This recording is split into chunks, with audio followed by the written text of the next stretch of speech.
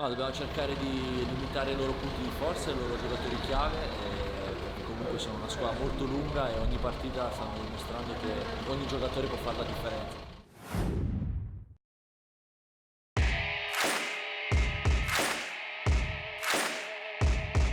Oh yeah.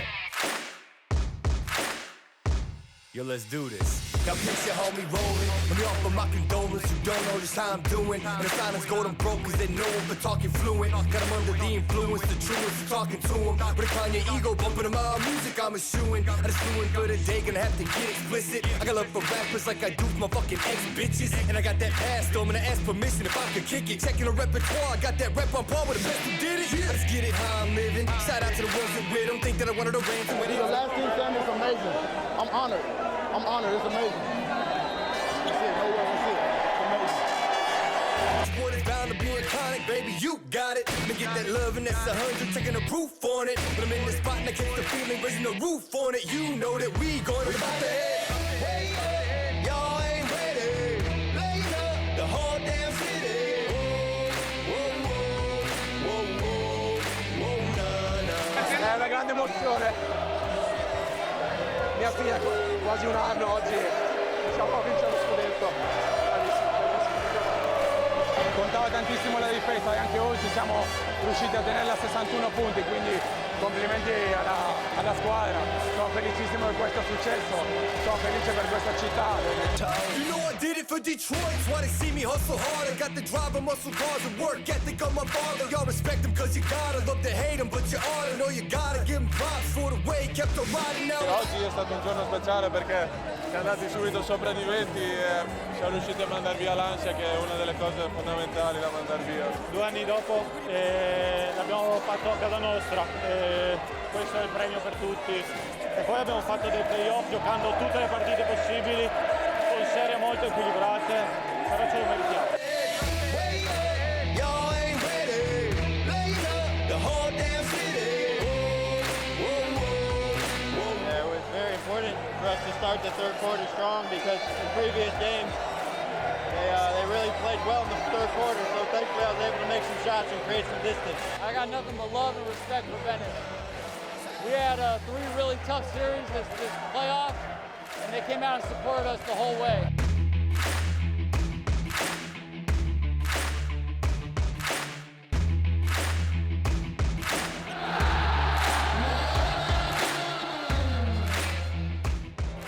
It was big to take back home court and to win in this atmosphere, to win in this crowd.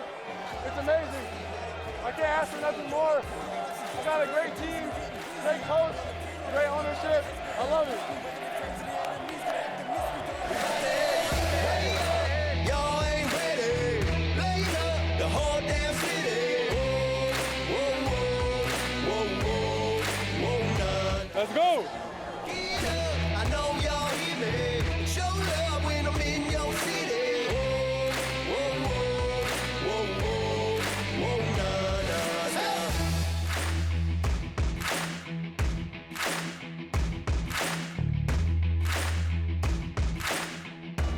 Siamo stati, credo che questo scudetto sia un capolavoro, ma non per elogiarsi, ma per il lavoro fatto dietro, il coraggio delle idee, la perseveranza nei giocatori, la qualità che abbiamo mostrato in tutti questi playoff, la coesione.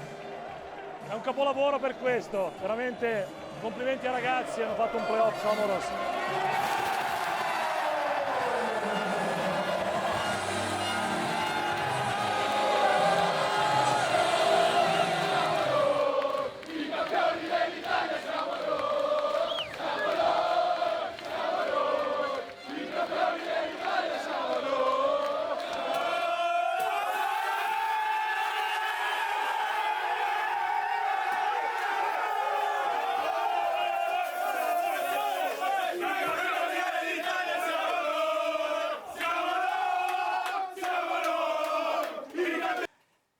questo era il riassunto, praticamente potremmo già salutarci perché in 4 minuti abbiamo rivisto la finale della quale parleremo in questa penultima puntata di LBA On Air. Vedete come il basket, informazione tipo tornata dopo un paio di settimane, quindi Gaia Jack con Guido che vi parla e vi saluta dalla poltrona di comando.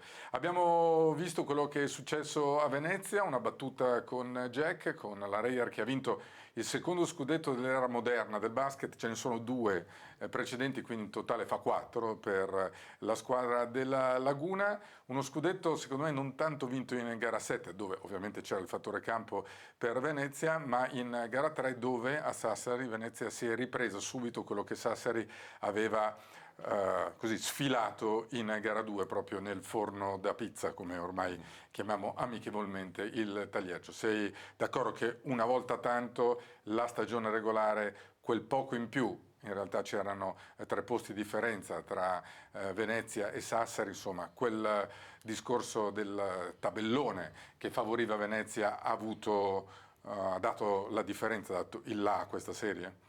Allora sì, certamente, però prima fammi sottolineare insomma, queste fantastiche immagini di festeggiamenti, perché comunque un po' di sana invidia e di nostalgia insomma, me lo portano, perché comunque chi ha vinto, chi ha vissuto quelle esperienze, ma penso anche insomma, si legga dalle immagini quanto bello sia in quel momento, anche perché comunque non è la vittoria di quella serie, non è la vittoria di quella partita, ma il lavoro portato avanti tutto il campionato, e nel caso di Venezia anche la costruzione negli anni comunque di questo progetto, perché Venezia arriva lì sempre pronta, sempre strutturata in una certa maniera. Grazie anche al proprio pubblico, grazie appunto al fattore campo e effettivamente a come ha gestito questa serie, perché comunque pur perdendo in casa è andata subito a riconquistarsi gara 3 con maturità, con serietà, costruendo veramente sulle basi solide della difesa, del gioco di squadra il successo, che poi si è completato con una gara 7 dove ha dominato.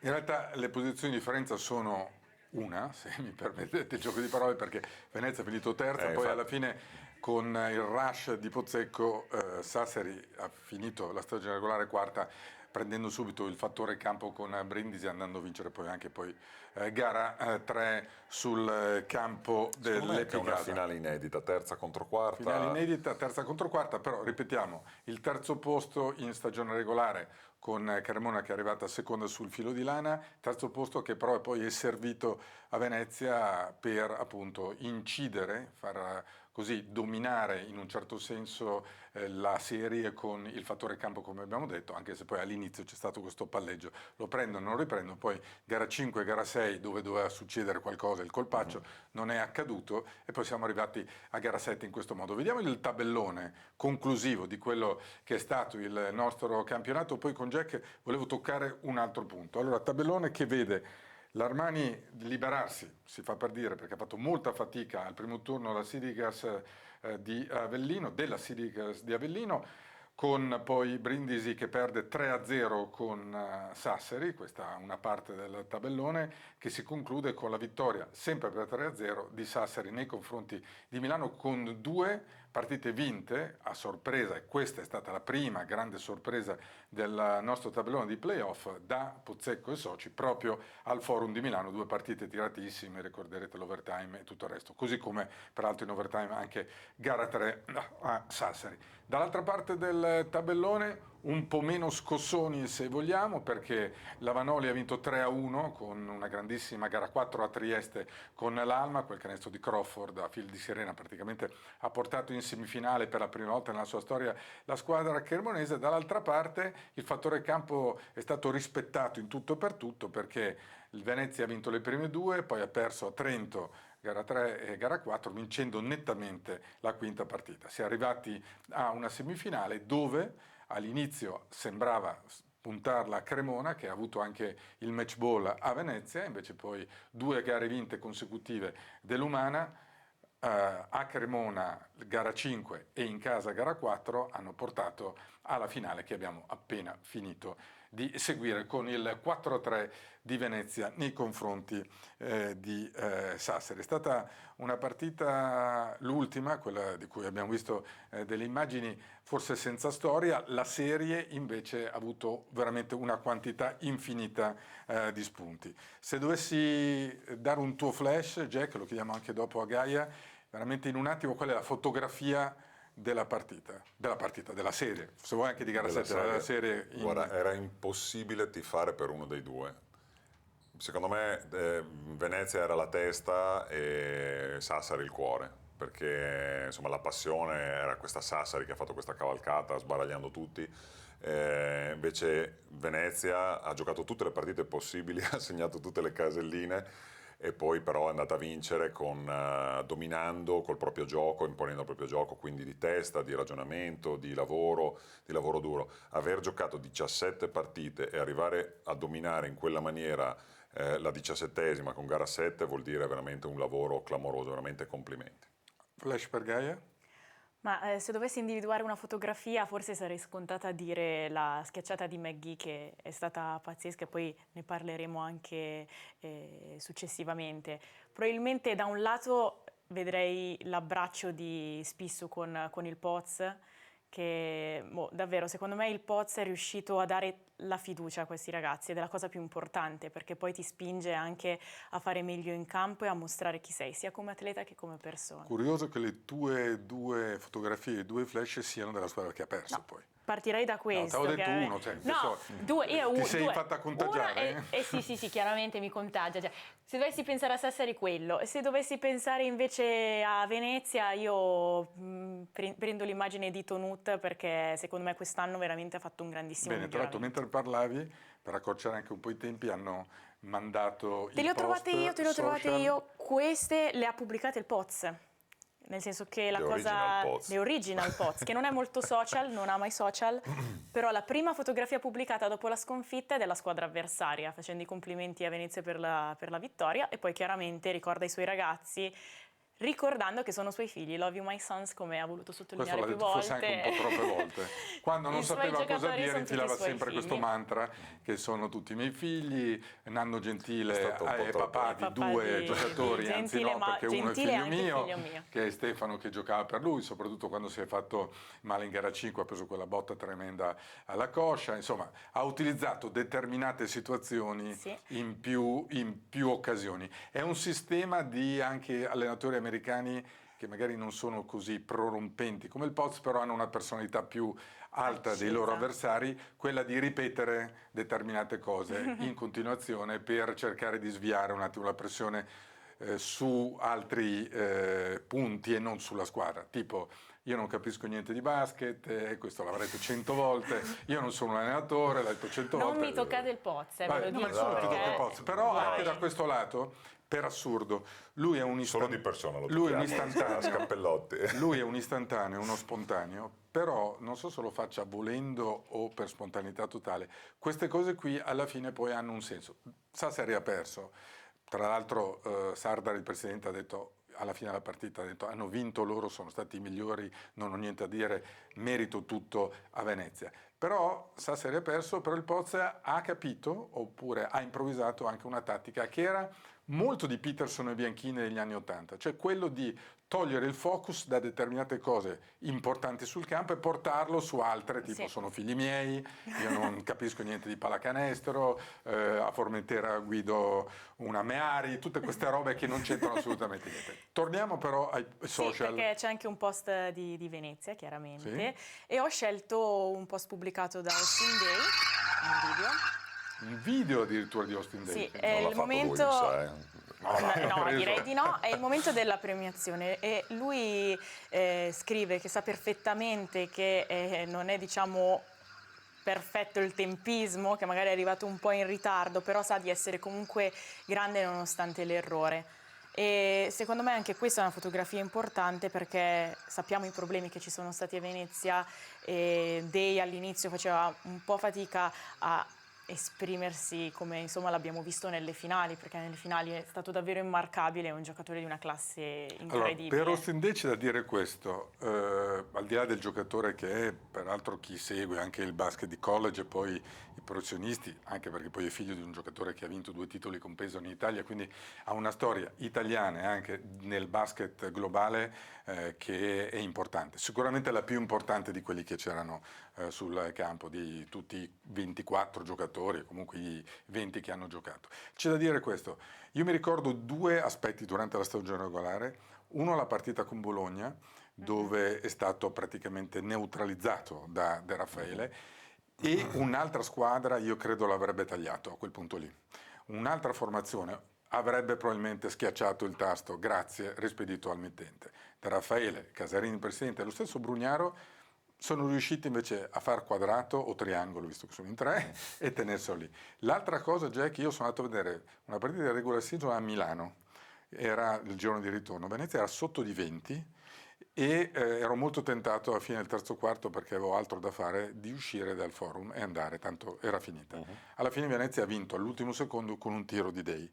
Lì forse si è capito che tipo di giocatore era diventato Dae, passando dalla ennesima, perché ne ha avute tante, bocciature della sua carriera, perché tra i pro, da Detroit a San Antonio, è sempre stato così, preso e poi respinto. Sei d'accordo più o meno? Sbagliando si impara? Sbagliando si impara, ma con la testa qui, perché lui non è che ha sbagliato il tiro della partita, no, assolutamente, sbagliando assolutamente. di approccio. Allora, la lezione di Venezia, la lezione che ha dato a Venezia quest'anno è clamorosa. Venezia ha lavorato tutto l'anno per arrivare a questo obiettivo e lo ha fatto essendo veramente, mettendo un mattoncino importante a questa società che è veramente cresciuta nel tempo, perché ha saputo gestire un problema, non era un problema, un giocatore come Austin Dae. Austin Dae fortissimo, però non difendeva, non sapeva passare la palla, cercava non lo voleva passare la palla, perché per non la sapeva passare bene, cioè è migliorato anche molto sì, nella tecnica del passaggio. Io l'atteggiamento è cambiato l'atteggiamento. Sì, è cambiato l'atteggiamento, però io sono testimone che Austin Dae sapeva passare la palla da quando aveva 16 anni. Ho visto fare non dei bellissimi voleva passaggi. passare la palla, non voleva difendere, questa è una roba di testa, come sei tu. E sicuramente la squadra e la società gli hanno mostrato la via per migliorare e per andare a vincere. Lui adesso, spero per lui, comunque sarà un giocatore diverso anche in futuro, perché ha capito come arrivare alla vittoria, mettendosi a disposizione della squadra e crescendo. Ecco. Poi faremo anche un altro ragionamento. Assolutamente, ricordiamo che è aumentato clamorosamente il numero degli assist di Dae, ma soprattutto in determinate occasioni con problemi di falli, in particolare a uno dei 2 lunghi di Venezia, Watt da una parte, oppure c'era anche Vidona dall'altra, lui si è preso in carico anche, essendo 2,12 m, un po' leggerino, però si è preso in carico anche la marcatura del centro avversario, che poteva essere Polonara, poteva essere Thomas, un po' più difficile i culi, perché pesava realmente la metà del centro di Sassari. Abbiamo chiuso la prima parte, fra poco la seconda, avremo gli highlight, ovvero le migliori azioni di gara 7, con l'esplosione letterale dell'altro protagonista di Venezia per la parte offensiva, Michael Bramos, greco fino a un certo punto, americano di nascita e di crescita cestistica, che a Venezia ha ormai messo casa. Non possiamo dire abbia messo le fondamenta, perché sull'acqua è dura, ha messo i paletti, come si chiamano? Insomma, Le bricole. Le bricole, bravo, ha messo le bricole a Venezia.